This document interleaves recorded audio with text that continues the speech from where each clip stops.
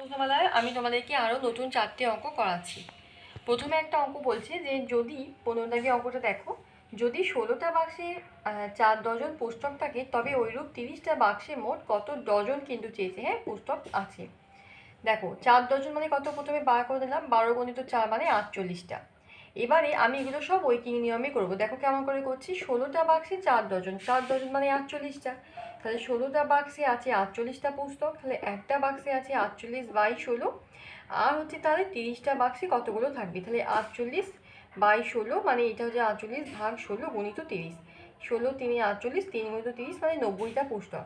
এবার শুধু 90টা বার করলে হবে না, আমাকে ক ডজন আবার বার করতে হবে। তাহলে 12, 1 ডজন মানে 12, সেই জন্য 12 দিয়ে আমি ভাগ করলাম। 12 7 84, 4 কত দাও 10, 6 দিতে, তার মানে হচ্ছে কি 7 15 6/12। আবার এই 6/12কে কাটাকুটি করতে পারি, 6 1 6, 6 2 12, এই হচ্ছে 7 15 1/2 ডজন। তাহলে তোমরা দেখলে, তাহলে 90টা পুস্তক মানে ক ডজন, 12 দিয়ে ভাগ করবে, বা যদি এটা উত্তরটা আলাদাও বেরোতো, যাই বেরোক না কেন 12 দিয়ে ভাগ করবে, তো এখানে দেখো 7 15 1/2 ডজন বেরিয়েছে। তাহলে অ্যান্সারটা হচ্ছে এইটা। এবারে দেখো 16 দাগের অঙ্কটা। 16 দাগের অঙ্কটা দেখো, 1 ডজন ডিমের দাম 2 টাকা 16 পয়সা হলে 32টা ডিমের দাম কত। দেখো 1 ডজন ডিমের দাম 2 টাকা 16, তাহলে 1 ডজন মানে 12, আবার করলাম। এবারে 1 ডজন মানে যেহেতু 12টা, তার মানে বলে দিয়েছি আমাকে যে 12টা ডিমের দাম আমাকে 2 টাকা 16 পয়সা দিয়েছে। আমি তার হিসেবের সুবিধার জন্য 216 পয়সা করেছি, কারণ 2 টাকা মানে 200 পয়সা, তার সঙ্গে 16 পয়সা যোগ করে 216 পয়সা। তাহলে 216 পয়সা, তাহলে একটা ডিমের দাম আমি বের করে নেবো 216/12। তাহলে 32টা ডিমের দাম কত আমাকে জানতে চেয়েছে। 32টা ডিমের দাম হচ্ছে 216/12 গুণিত 32 দিয়ে দেখো কাটাকুটি করেছি, এখানে 4 3 12 করেছি, 4 32 দিয়ে 3 দিয়ে 3 72, 216 দিয়ে 72 আর 8 গুণ করে হয়েছে আমার 576 পয়সা। আবার আমি এটাকে টাকাতে করে নেবো, 100 দিয়ে যদি আমি ভাগ করি, দেখো কীরকমভাবে ভাগটা করছি।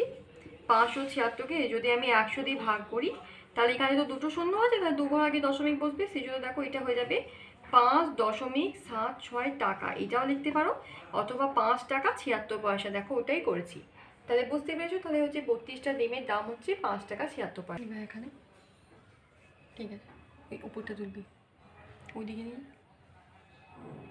তারপরে দেখো এবার 17 দাগের অঙ্কটা দেখো। হ্যাঁ, 3 টাকা 7 পয়সা আমের কুড়ি হলে 46টা আমের দাম কত। আমের কুড়ি মানে এটা বলতে আছে 1 কুড়ি আমের দাম, মানে 20টা আমের দাম 3 টাকা 7 পয়সা।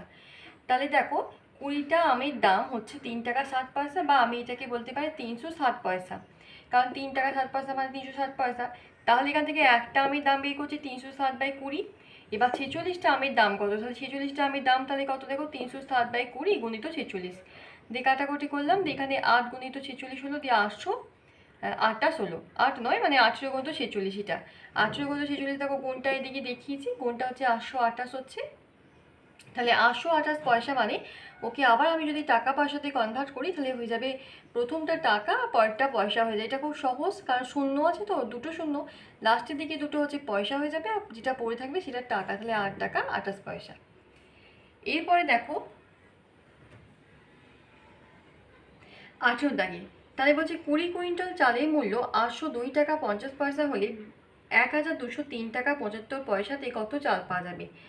তো দেখো এগুলো সব হিসেবে সুবিধার জন্য আমি যে কোনো একটা, মনে করো এখানে 802 টাকা 50 পয়সা আছে, আমি এটাকে শুধু টাকা করে নেবো। তাহলে কি লিখবো, 802.50 টাকা। তাহলে এই টাকাতে পাওয়া যাচ্ছে 20 কুইন্টাল চাল, তাহলে 1 টাকায় পাওয়া যাচ্ছে 20/802.50 কুইন্টাল চাল। আর এই যে এত টাকা এত পয়সা মানে এটাকেও আমি করে নিচ্ছি, তাহলে এটা হয়ে যাবে 1203.75 টাকা। আমি এটাকে দশমিক বসিয়ে নিচ্ছি, দেখো 1203.75 টাকাতে তাহলে পাওয়া যাবে 20/802.50 গুণিত 1203.75 টাকা।